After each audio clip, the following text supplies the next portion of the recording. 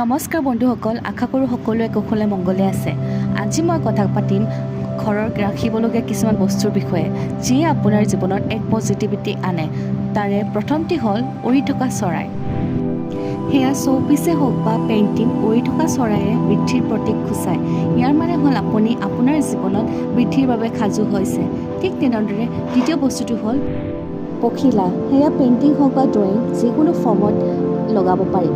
ইয়াৰ দ্বাৰা ইয়াকে সূচায় যে আপুনি আপোনাৰ ৰঙীন জীৱন অতিবাহিত কৰিবলৈ প্ৰস্তুত হৈছে।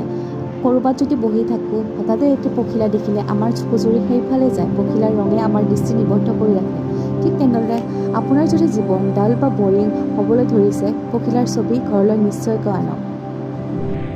তৃতীয় বস্তুটো হ'ল বুদ্ধৰ প্ৰতিচ্ছবি। যেতিয়া আপুনি বুদ্ধৰ ছবি ঘৰত লগাই, মনত ৰাখিব যে অকল নৰ্থ ইষ্ট ডাইৰেকশ্যনতহে লগাব।